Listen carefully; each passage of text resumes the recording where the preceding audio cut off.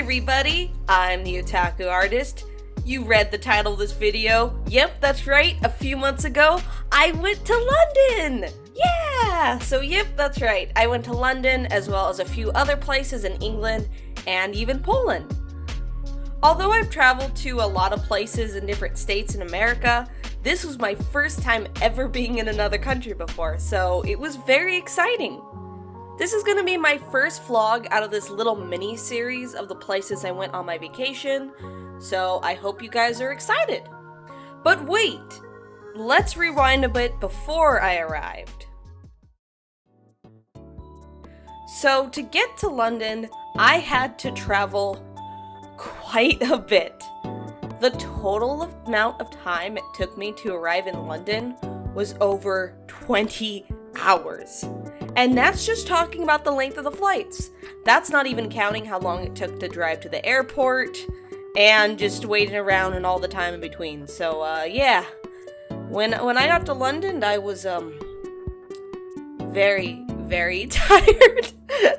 I tried my best. I really did. I tried my best, but I could not fall asleep on the plane for the life of me.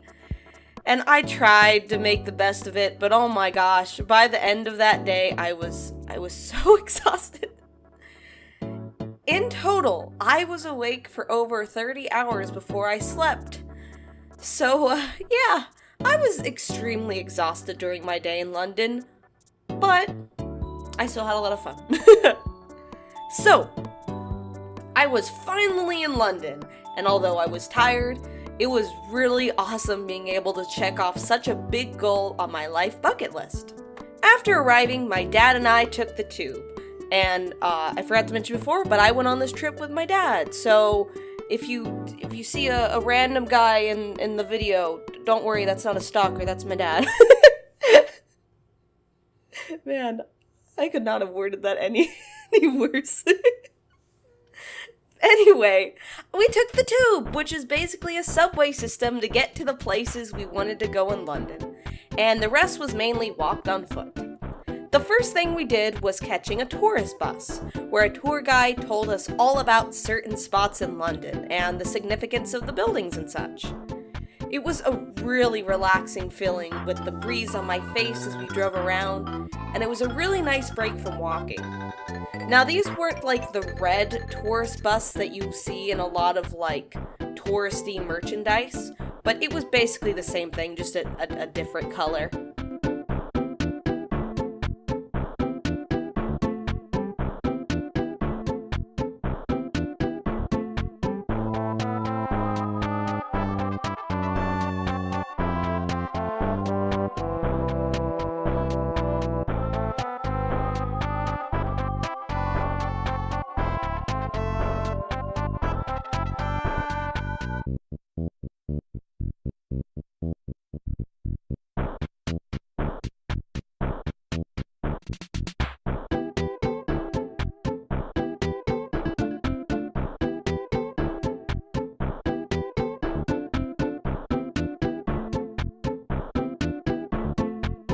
After traveling around on the bus, I was very hungry, so we stopped at the most British place to eat on my trip, McDonald's. I know, you guys are probably like, what? Kai, you're in this cool new country and instead of eating something new, you chose McDonald's? Hey, hear me out.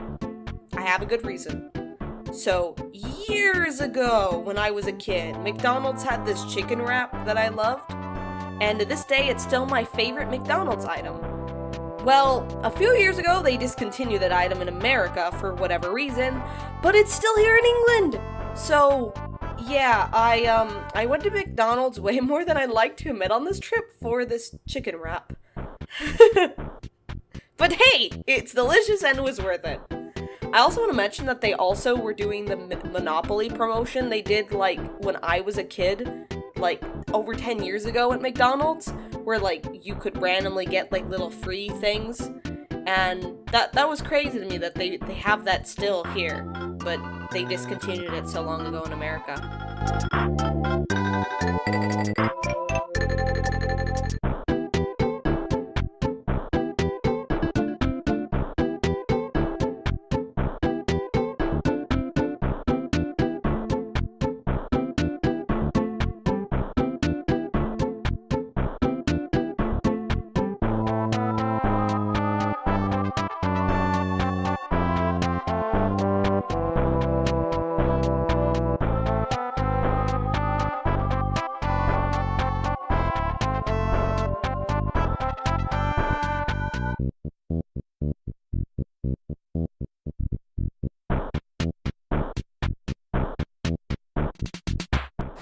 Hey, Hello. that's your first day. I'm making We're a movie both about you. videoing Oh.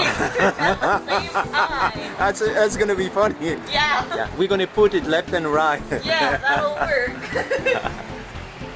Fantastic. I'm turning off now.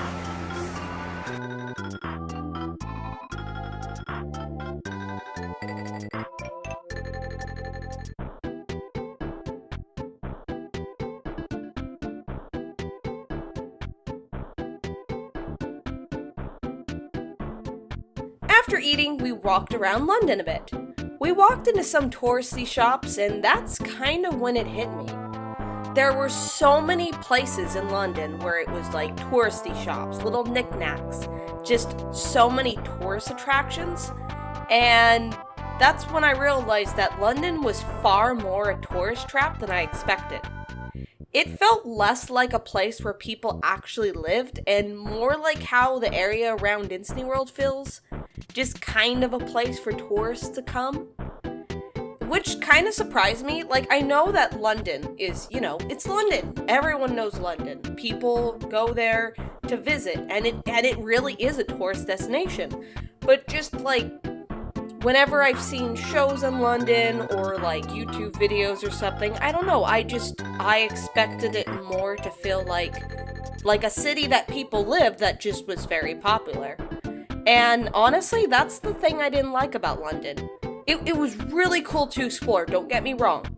I am very glad and very grateful that I had the opportunity to go and I had fun. But it didn't feel like a place where people lived. And yeah, I know, of course, people do live in London, but what I mean, it felt almost like a theme park, since most of the people there seem to be tourists, and wherever you look, there was some sort of attraction or shop to lure in tourists. That, I definitely didn't fall for. What are you talking about? I will say, though, the ruins that we saw, though, were pretty dang cool. The next thing we did, and this might have been my favorite part of visiting London, was the tour boat. We hitched a ride on this boat, and as we went down the river, we had a fun tour guide who told us all about the sights. He was very fun to listen to, and I enjoyed his commentary quite a bit. It's a very old tradition, this, ladies and gentlemen, where a crew member picks up the microphone and tells you about the sights of London. A couple of years' time, these commentaries will not happen. They're putting computers on here. We're fighting the calls at the moment. We like to give a commentary on the way, so I really hope you're enjoying the tour so far. You've got Zion College there to the right. It has the white windows at the front. It's where they keep over 2,000 very rare books. And if you saw the King's coronation on the 6th of May, well, during that ceremony, he was handed a book from the 2nd century. That book is kept at Zion College.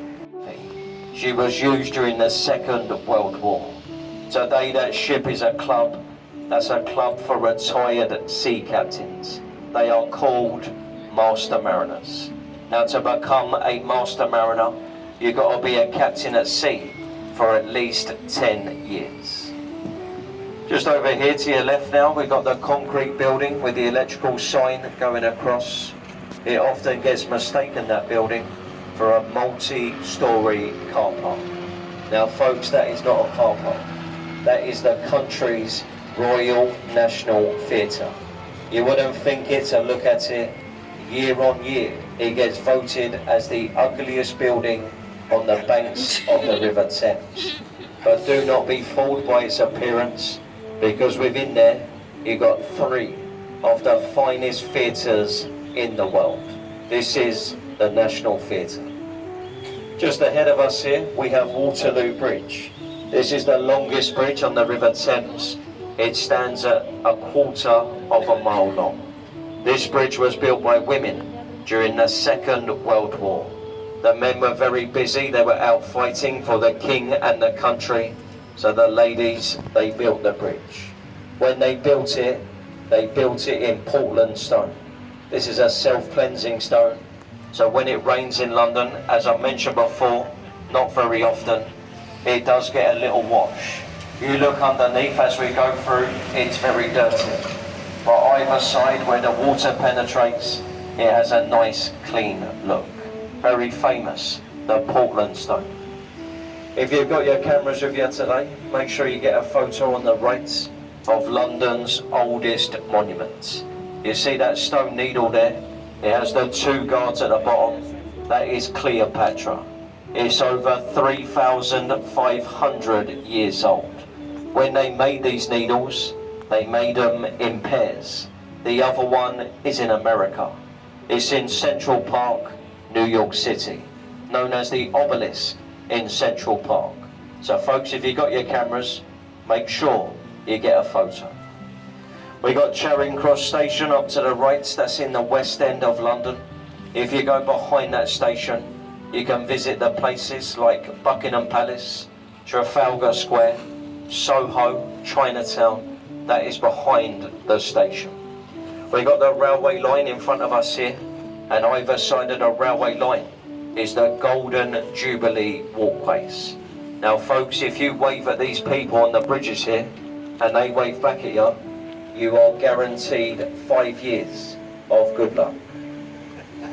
So go on, you lot. Hello!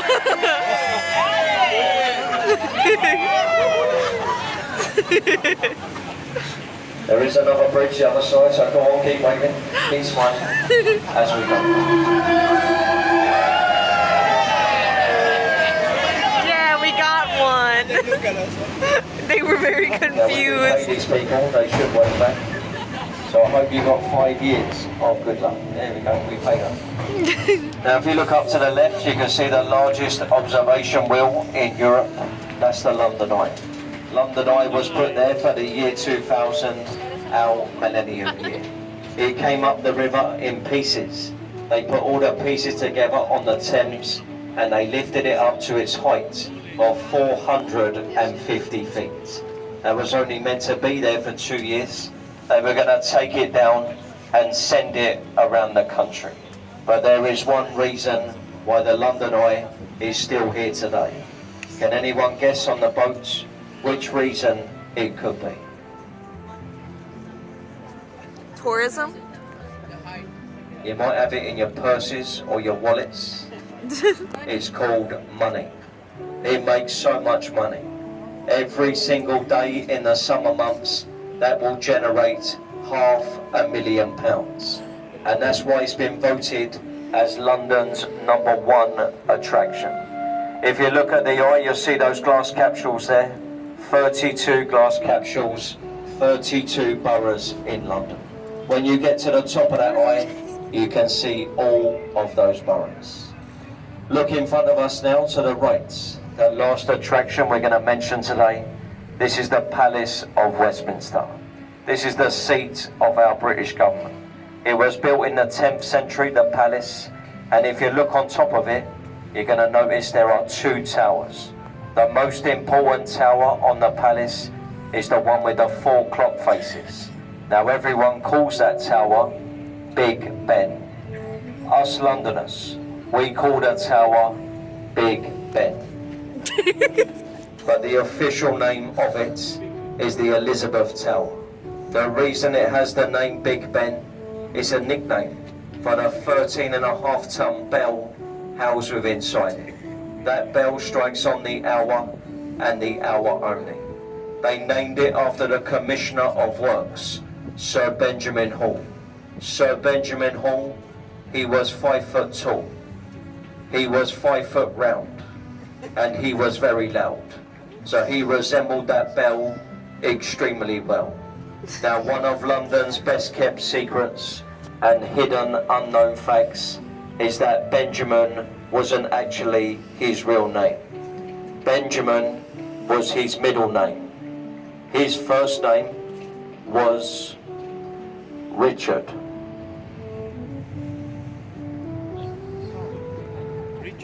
But of course, they would have thought it would have been a tad inappropriate to call that clock Big Rich. And I'm so glad some of you have got that. The last crowd of people we had on here, we told them that. We had silence. No one got it whatsoever. But I'm glad we got lovely people on here this afternoon. So they do not call it Big Rich. That is why they call it Big Ben. Has anyone heard of the saying, the show must go on?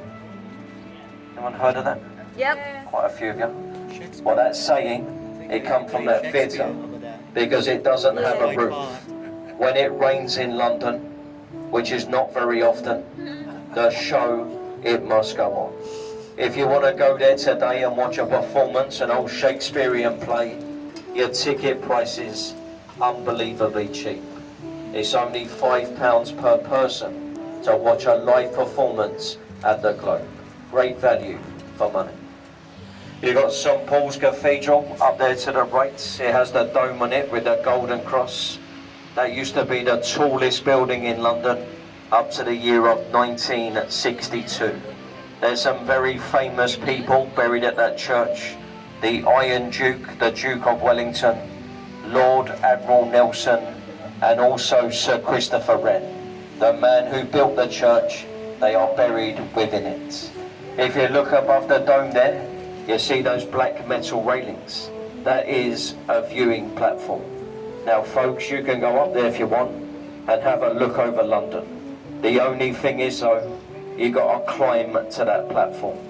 There are 527 steps. The bridge, because he thought no one could see into that spa. He did forget about these boats, which go up and down this river every 5 minutes. Now sometimes when we look into the spa, we do see half naked That's people. going to be something.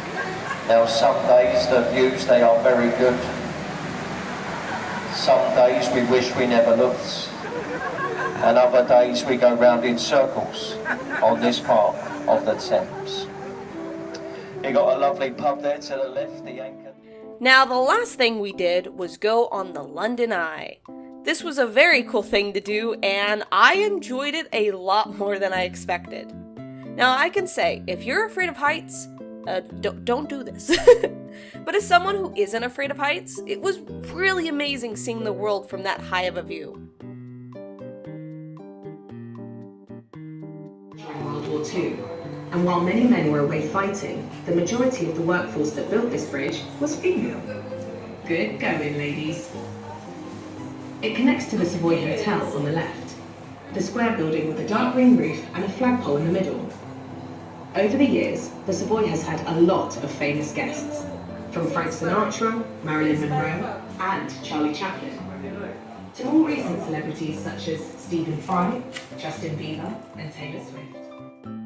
I really was genuinely surprised at how fun this was, because I've never really had an interest in like a Ferris wheel like this before, and it was really fun, and it was surprising how high up we were and how like tiny the people looked below. It was very fun. Now, after this, we were also gonna go see Buckingham Palace, but I was so exhausted, man, so we called it quits after this.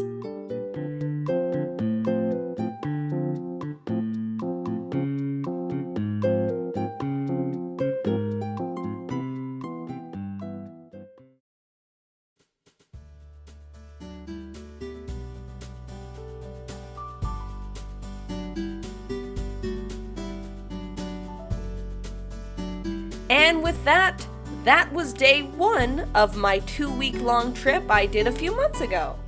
I hope you guys enjoyed this little vlog and are looking forward to the next one in this mini-series. If you're new here and don't want to miss the next one, make sure to subscribe.